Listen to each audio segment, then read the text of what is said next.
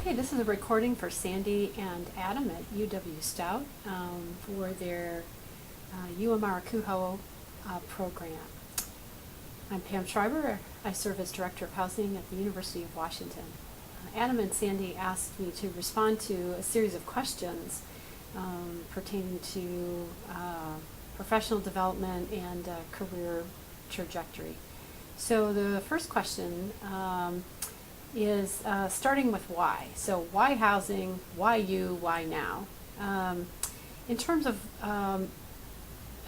the question in regard to why housing and why does housing and residence life matter in the college setting, I think it matters tremendously, and I think that students who live in residence really are taking advantage of a program that serves as a bridge that makes the collegiate journey just a bit less treacherous. That's not to say it's not a great journey, but it has some challenges associated with it, and I think the work that we do in housing and residence life really helps students to navigate those challenges, but also to understand the benefit of those challenges and what they're learning along the way. You know, I personally experienced the transformational nature of attending college. As a first-generation college student, it was all new to me, and it was such a discovery. And so I feel like that in part contributed to my decision to continue working in housing.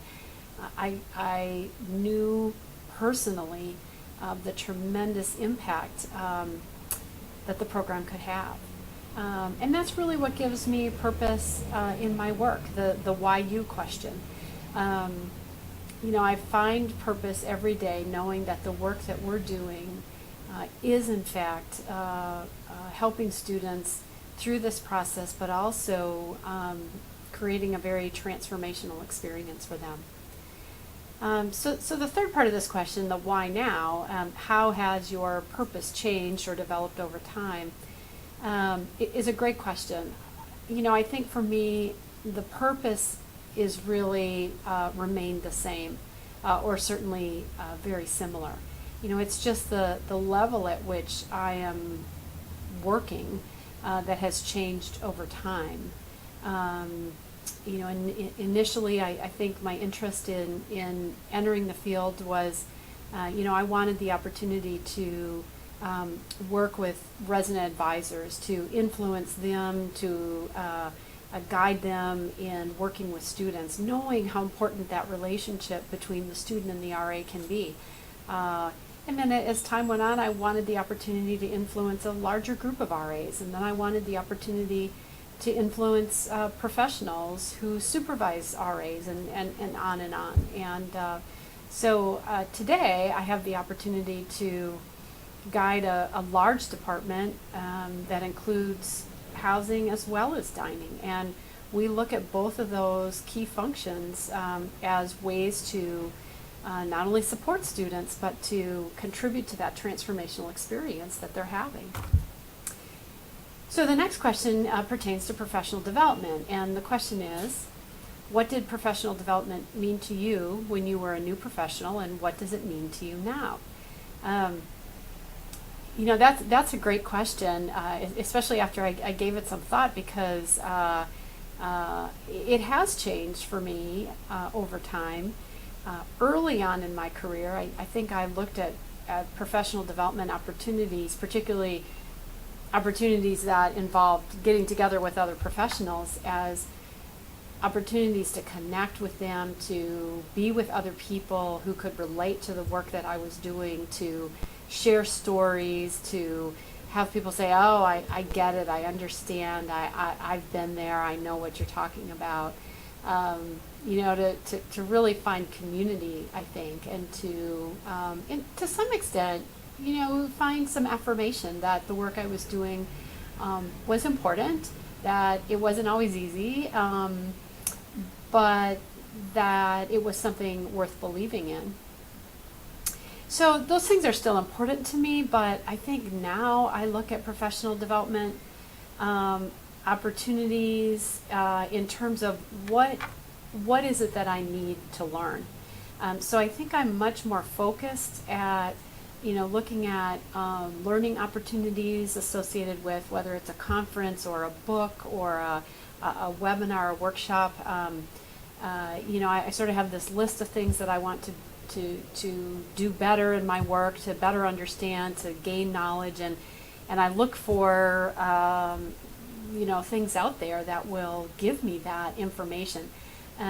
Connecting with colleagues, is again still important, but there's lots of ways of doing that, and attending a workshop or a conference is not the only way to find community. So I've been able to meet those needs in different ways and rely on formal professional development opportunities for the sake of learning. So the next question pertains to mistakes. And the question is, what was your biggest mistake you made as a new professional or early on in your career, and how has it helped you to be a better professional? I made lots of mistakes as a young professional, and probably too many to talk about. What ranks up there as the biggest mistake?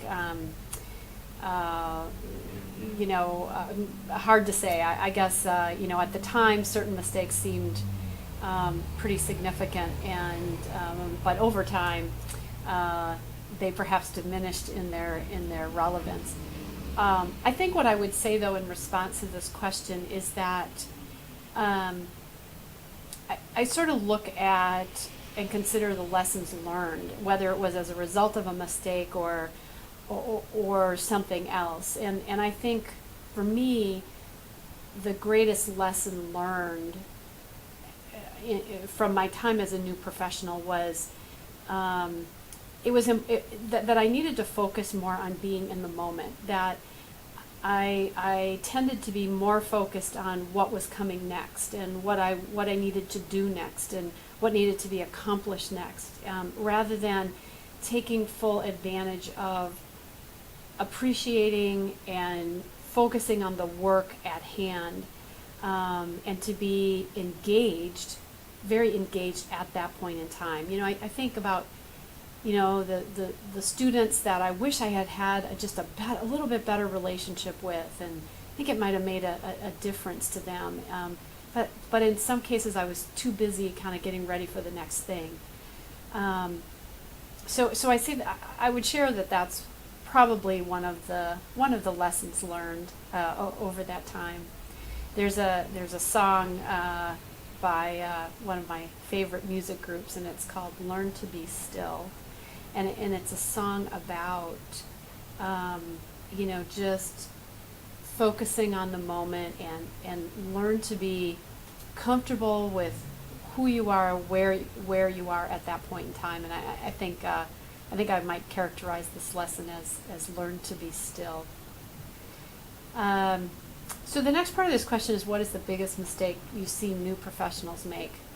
I'm very impressed with the new professionals that are coming out of graduate programs and stepping onto our campuses. I think if I had a piece of advice for new professionals, it would be to don't try too hard to make your mark or to leave some type of legacy in your position. It's hard to do because I think there's a natural desire to say, I've contributed, I'm part of the team, I've done something that has made a difference. But I think, reflecting back, I would suggest that new professionals think about their career as a cumulative process, that they think about the impact they might have as cumulative, and not so much, well, this is the one thing I did here, and this is the program I initiated there, and this is sort of the list of things that I've accomplished. But just calm down, step back, and think about the fact that at some point in time you'll be able to look back on your career and really see that cumulatively you made a huge impact. And so just be patient with yourself.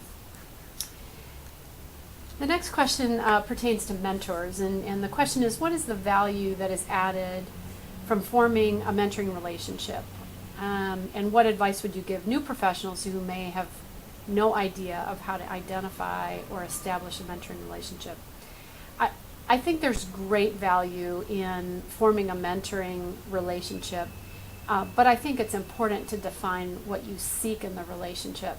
I think if you want to learn, it's important that you look for a mentor who will challenge you.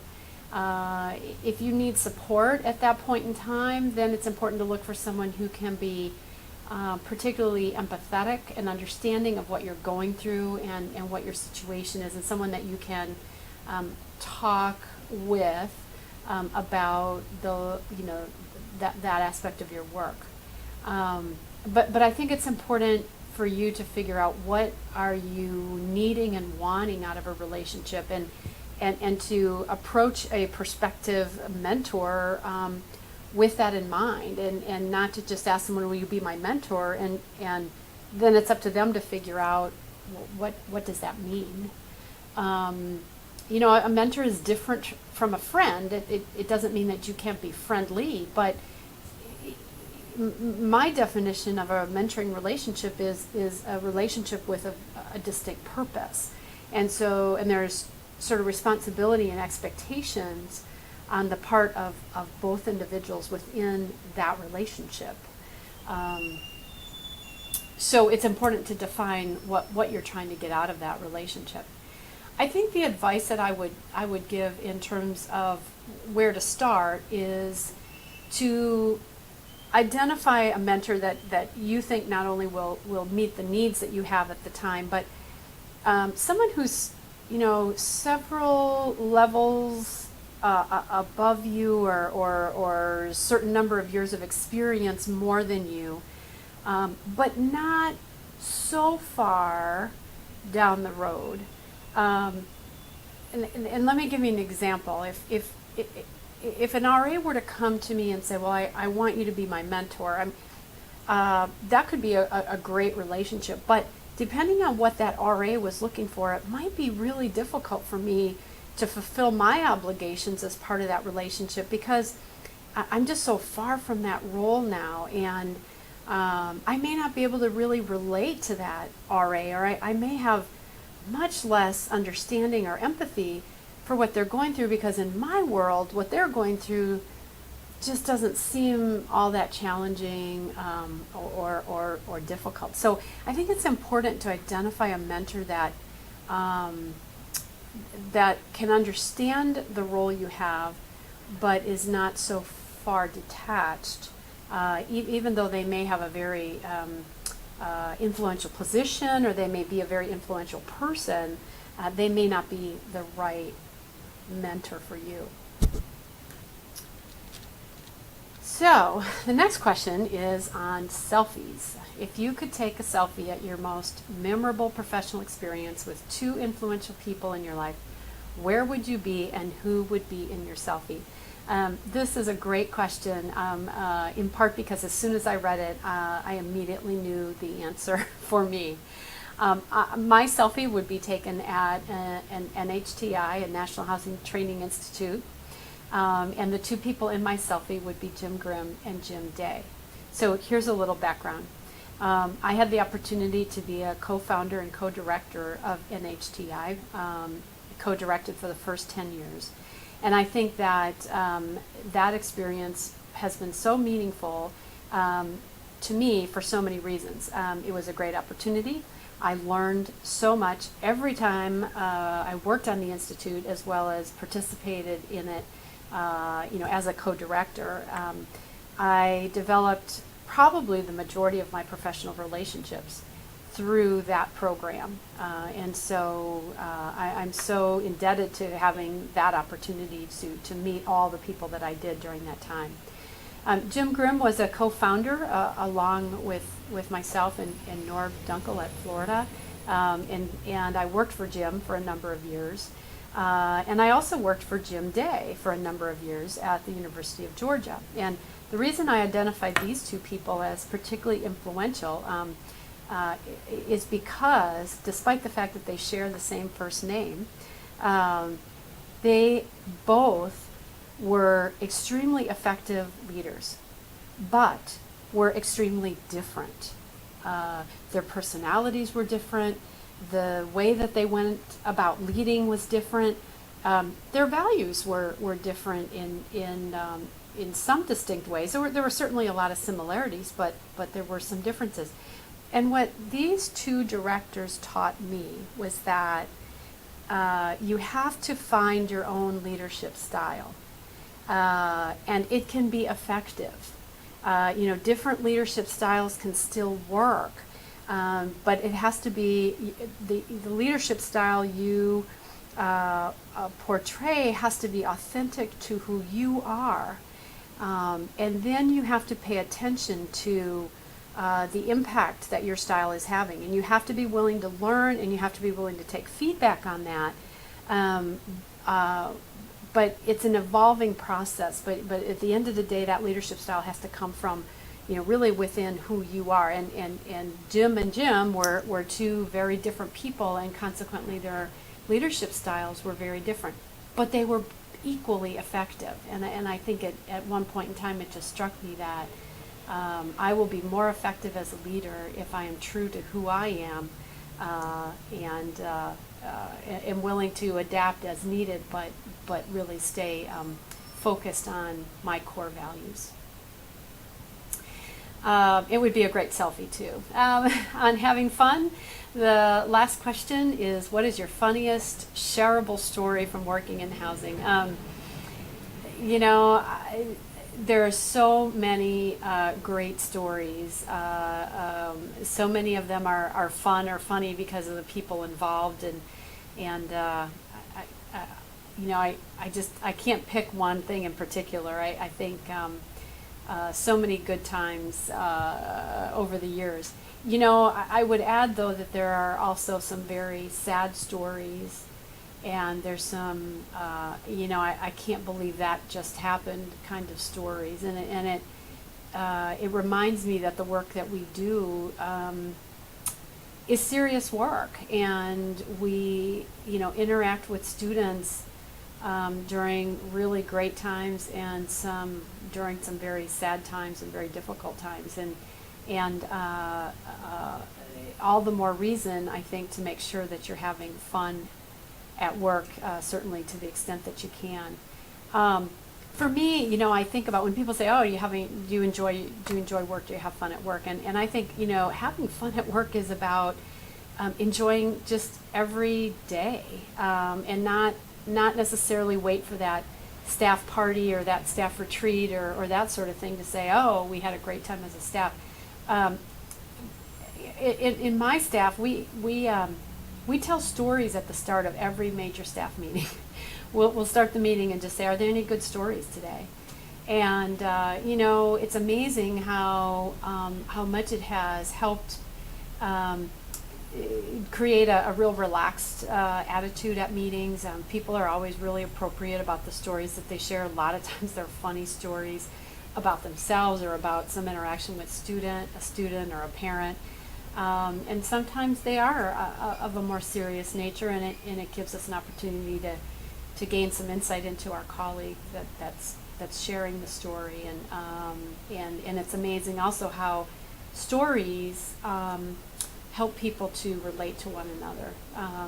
So I think, I'm dodging the question. I'm not going to tell you the funniest thing that's ever happened to me in housing, but simply to say that I really try to have fun every day and just find the real silver linings in everything that happens to us. So thanks for the opportunity to weigh in on these interesting questions, and the best to everyone who's watching.